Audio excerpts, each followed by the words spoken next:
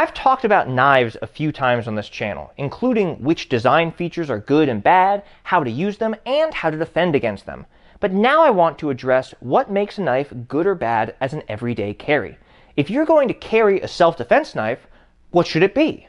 Well, if you've watched my other videos on knives, it will come as no surprise that fighting knives will look to maximize size and thrusting abilities with the goal of greater penetration. But in terms of what knife we're actually going to carry, we also need to look at legality and carry ergonomics. Swords are a lot more effective than knives are, but they're both illegal and impractical to carry. Alright, so assuming that we're going to carry a smaller, more realistic blade, what kind of blade should it be?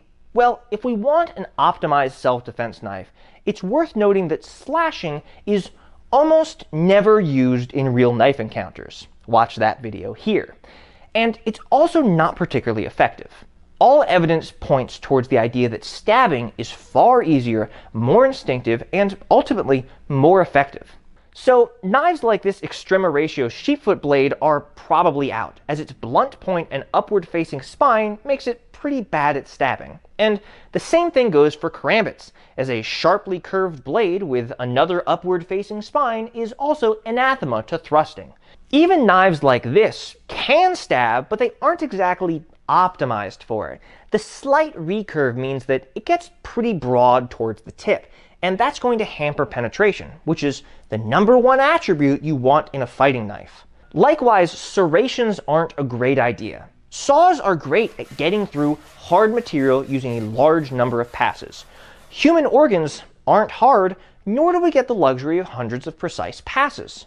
All serrations are going to do is make your blade catch on stuff and make your stabs less efficient. And remember that a good self-defense knife also has to have the length necessary to reach veins, arteries, and organs. In the game of penetration, size does matter.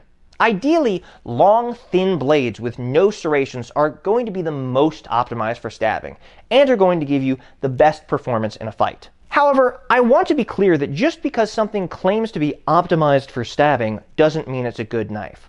Push daggers, for example, are a solution looking for a problem. Yes, they are optimized for stabbing, but they're also often incredibly broad, they're usually super short for their size, and they have the completely unique problem of getting turned around in your grip with even the slightest bit of lateral force. And against a squirming and struggling target, that lateral force is practically bound to happen.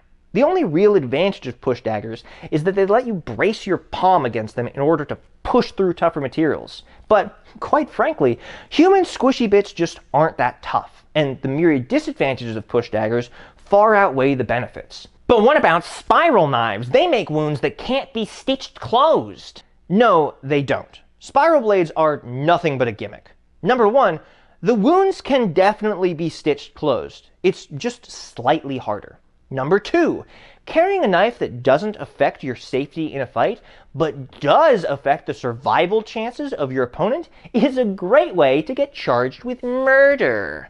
That's a textbook example of unnecessary force. This knife gives you massive legal problems and manages to be terrible at stabbing. All this design does is add a third edge and a crap ton of cross-sectional area, just so they can lose as much energy to friction and displacement as humanly possible. Plus, why do all these blades twist? The knife doesn't spin when you stab someone, meaning that the wound channel is just going to end up being practically cylindrical. With the amount of meat you're displacing, you might as well be stabbing them with the sheath. And if you want to do something like slip in between the ribcage, that's just too bad. This knife literally could not be less efficient at stabbing. It's the equivalent of trying to drive in a screw with a hammer. And just when I was thinking that spiral blades were the most gimmicky stabbing knives in the world, I found a spiral-bladed push knife. The only physical damage that abomination can cause is when my eyes bleed from looking at it. Then we have the wasp knife, which releases a blast of CO2 from a hole near the tip. The purpose of which is to either explode your organs with pressure or satisfy a very violent inflation fetish. However, the gas channel means that the spine of the knife is obnoxiously thick, and it only has one CO2 blast in it, meaning that it's worse at stabbing than a normal knife, and the odds of you getting a good, sturdy penetration with enough time to recognize it, find the button, and release the CO2 isn't great when you're fighting for your life. Plus, the effects of the CO2 blast seem to wildly depend on the exact material properties of whatever it's inside. It seems to perform well against very hard shells and very soft insides, like watermelons. It did pretty much. It ripped open 3/4 of our watermelon. And is nothing more than an expensive fart on homogeneous materials like ballistic gel. 3, 2, 1!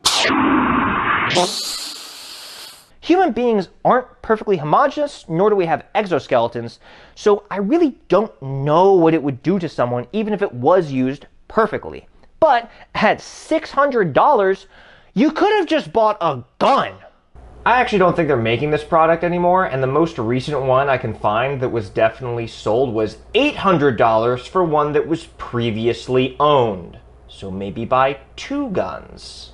It's also come to my attention that the wasp knife is kind of a recreation of the 1960s Farallon shark dart, which was just a spike, but ultimately superior because it had way less cross-sectional area, 2 ports for the CO2 instead of 1 port for the CO2, and it released the gas automatically once the tip was sufficiently depressed. So that's honestly just better than the wasp knife. In the balance between fixed blades and folding knives, fixed blades are obviously better at fighting. They're quicker to draw, have no moving parts, and are capable of having much larger blades without having a comically large handle.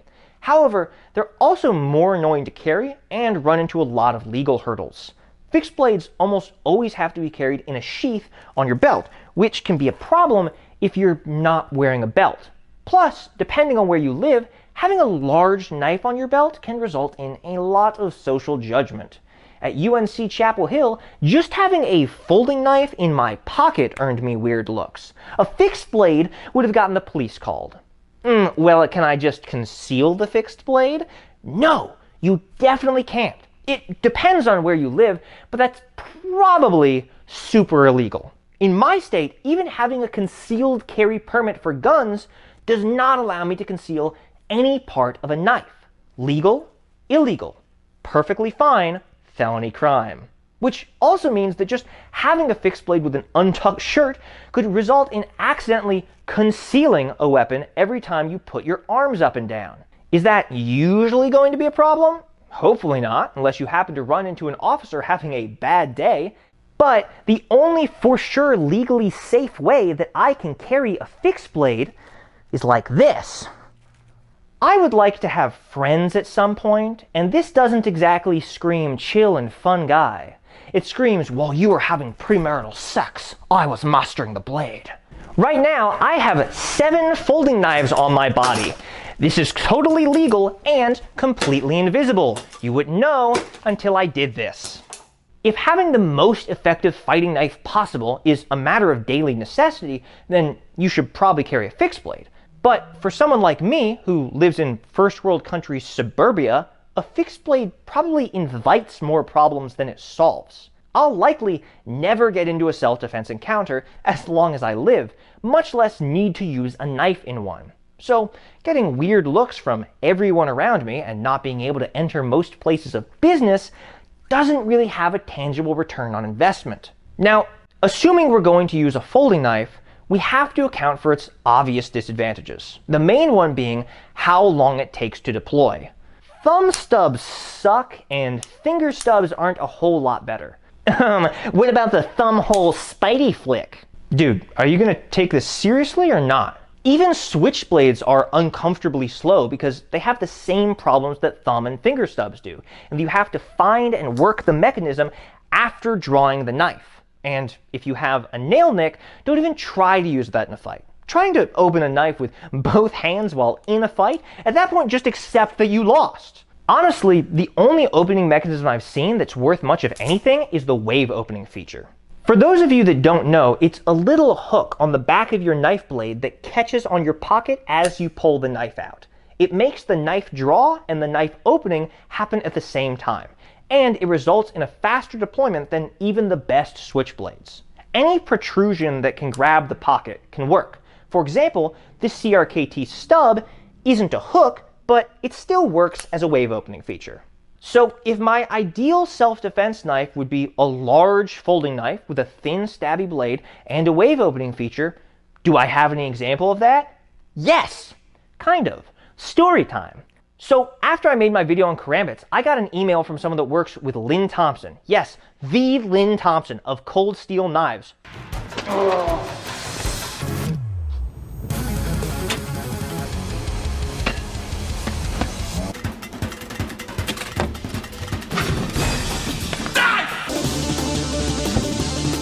And he actually sent me a 6-inch tie light. But the tie light he sent me had been modified. You see, the normal tie light has stubs on both sides of the blade, which you can see here on this special edition tie light. But the version he sent me had both of those stubs ground off. I can even see the grind marks when I look closely enough. Now, I thought this was pretty weird, since those stubs look like they would be a wave opening feature and a finger stub. And it wasn't until I got a hold of another tie light that I realized I was wrong. What I thought was a finger stub was actually recessed into the handle. And what I thought was a wave opening feature was too curved to actually catch on my pocket very well. Trust me, I tried. The stubs were completely vestigial, and Lynn Thompson arguably sent me a more streamlined version with no lost functionality.